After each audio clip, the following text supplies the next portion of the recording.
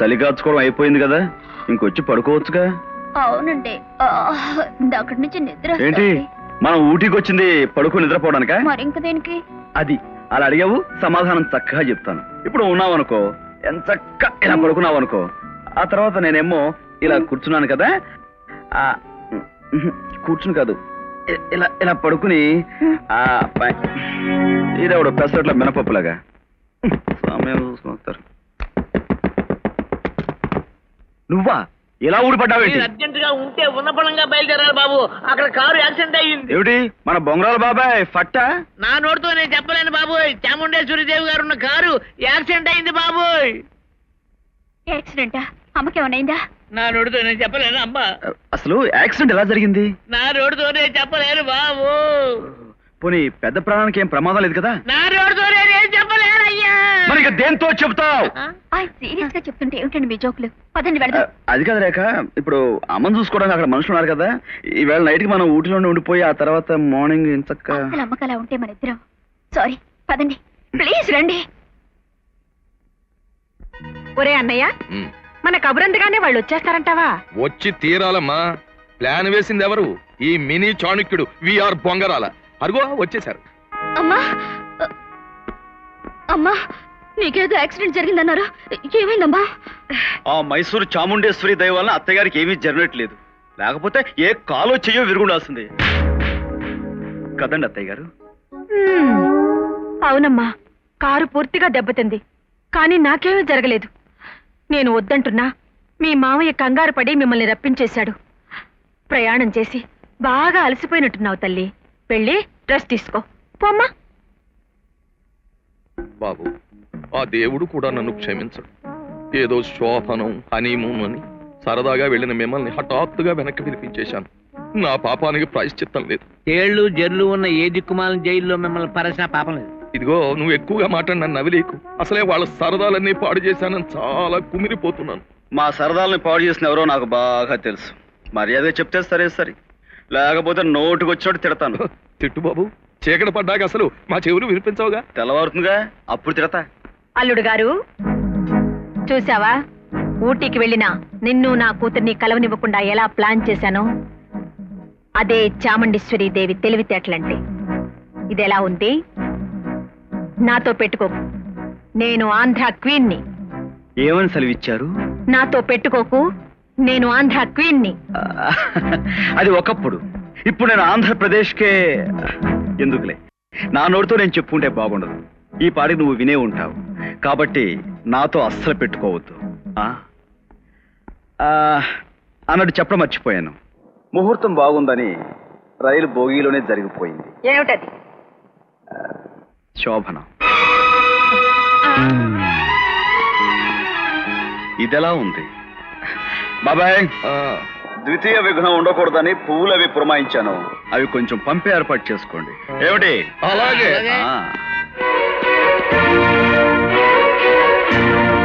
శోభనం జరగకుండా చేస్తామని చెప్పి వెళ్ళిన మీరు శోభనం జరిపించి తీసుకొస్తారా? నా ముందు నిలబడ్డానికి మీకు సిగ్గుగా లేదు? రైల్లో అప్పం పప్పం అయితే మేము ఏం చేయండి? అవసరమైతే ఆ రైలే కొనేసి ఉండాల్సింది. వెళ్ళి ఈ శోభనం జరగకుండా అడ్డం పోనా? అడ్డం పడు, లాగి తన్నేటంటే మొహం మామిడి తండ్రి అయిపోద్ది.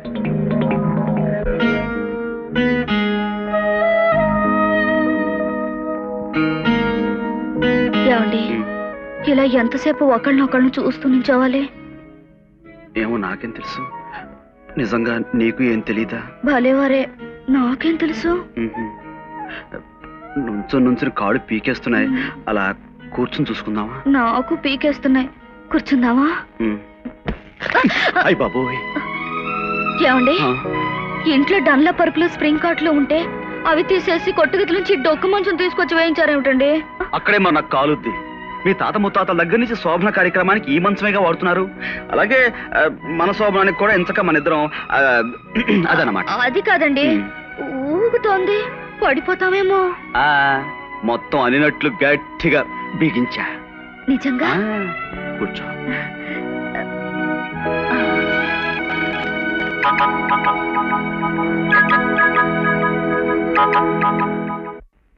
అత్తా,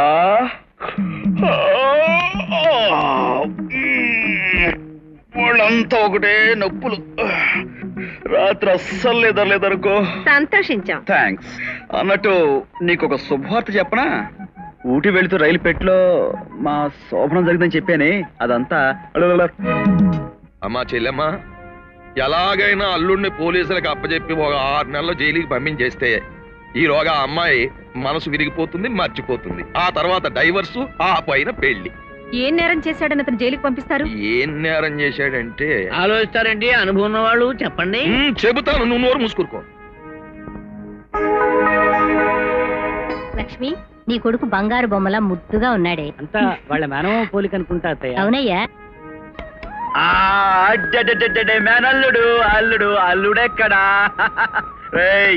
అనలా పిరికి వాళ్ళ కాకుండా మీ నాయనమ్మలా మంచి పొగరబోతున్నా పెరగాలరా. ఇగో బొమ్మలు ఇగో. ఒరేయ్, ఇప్పుడే ఎందుకురా ఇన్ని బొమ్మలు వీడికి? ఏంటమ్మా, కోటేశ్వరం ఎక్కించే బాధ్యత నాది. నువ్వు ఆ నెత్తి మీద ఇసుకెళ్ళి ఆవిడ తల పొగర్తించే బాధ్యత నీది. ఓకే ఓకే అన్నాడు. అమ్మా రామ్మా. రేఖ, అల్లుడు గారేరి? ఏమండి? అత్తయ్య గారు మీరా? సారీ. ఏం లేదమ్మా, నీ పెళ్లి నా చేతుల మీదుగా జరిపించుంటే కట్నంగానో కానుకగానో ఓ 25 లక్షలు ఇవ్వాలనుకున్నాను. నీకు నచ్చిన ఉత్తముడిని చూసి నువ్వే చేసుకున్నావు.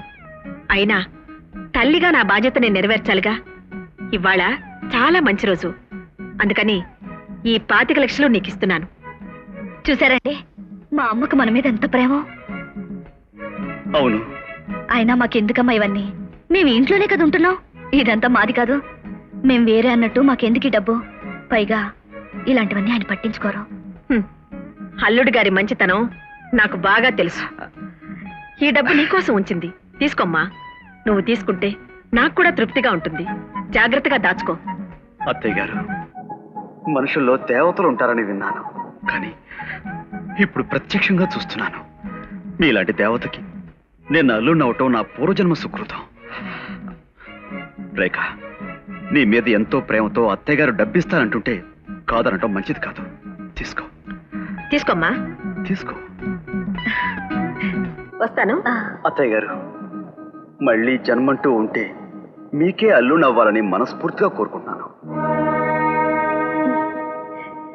ఏమండి, డబ్బు లోపల పెట్టండి. పెట్టండి, పర్లేదు. నీ ఇష్టం.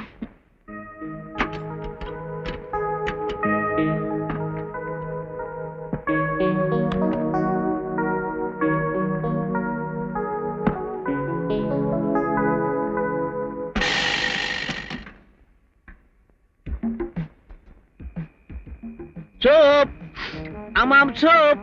మొహం దొంగరానా? నువ్వు మొహం దోముకోకపోతే దేశానికి వచ్చిన ఇబ్బంది ఏం లేదు. తిప్పి చూడు. ఆ ముద్ర ప్రకారం ఓ తాళం చెవి చేయించురా. అది సరేగానండి, తమరు ఒకసారి వరంగల్ జైల్లో తాళం చెవి ముద్ర ఇలాగే సోప్ మీద గుద్దితే ఆ వార్డెన్ గాడు కూడట్టగా కొళ్ళబడిచి ఇదిగో జైలు తాలూకు డీటెయిల్స్ వద్దానా? పని చూడు. చూడమ్మా రేఖ. ఏంటమ్మా? చూడమ్మా, అర్జెంటుగా 5 లక్షల డబ్బు కావాల్సి వచ్చింది. ప్రస్తుతానికి ఇంట్లో అంత డబ్బు లేదు. నిన్న మీకు ఇచ్చిన డబ్బులోంచి 5 లక్షలు ఇస్తే బ్యాంక్ తెరవగానే ఇచ్చేస్తాను. అలాగేనమ్మా. ఏమండి, డబ్బు మీ దగ్గరే ఉంది కదా? అవును. అమ్మకి 5 లక్షలు కావాలట. అలాగే. వీడి పని సెంటర్ సెంటర్.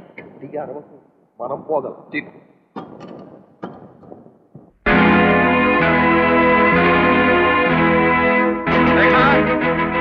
రేఖ, ఏమిటండి? డబ్బు పెట్టి అక్కడ కనపడలేదు. నన్ను అడుగుతారేమిటి? మీరేగా పెట్టారు. సరిగ్గా చూడండి. పెట్టింది నేనే, కానీ ఏది? డబ్బు పోయిందా? నేనిచ్చిన 25 లక్షలు మాయమైపోయాయా? నువ్విచ్చిన పెట్టె బీరువాలో పెట్టి ఆయనే తాళం వేశారమ్మా, కానీ కనిపించడం లేదు. 25 లక్షల రూపాయలు పోయాయా ఈ ఇంట్లో? అంటే బయట నుంచి ఎవరో దొంగలు వచ్చారన్నమాట. బయట జైల్లో నువ్వు ఎక్కడ ఉంటున్నారండి? ఈ మధ్య ఇళ్లలోనే ఉంటున్నారు దొంగలు. ఇది ఎలా జరిగిందో ఏమిటో నాకేం అంత చిక్కడం లేదు. ఆ మీకు నాకు ఏమంత చిక్కుతుందిలేండి. ఇలాంటి విషయాలు అంత చిక్కేది పోలీసులకే. వాట్ మిస్టర్, ఆ డబ్బు మీరే బీరువాలో పెట్టారా? తాళం మీరే వేశారా? తాళం చెవి ఎవరికైనా ఇచ్చారా? I see. మిమ్మల్ని ఇంట్రాగేట్ చేయాలి. మాతో స్టేషన్కి రండి.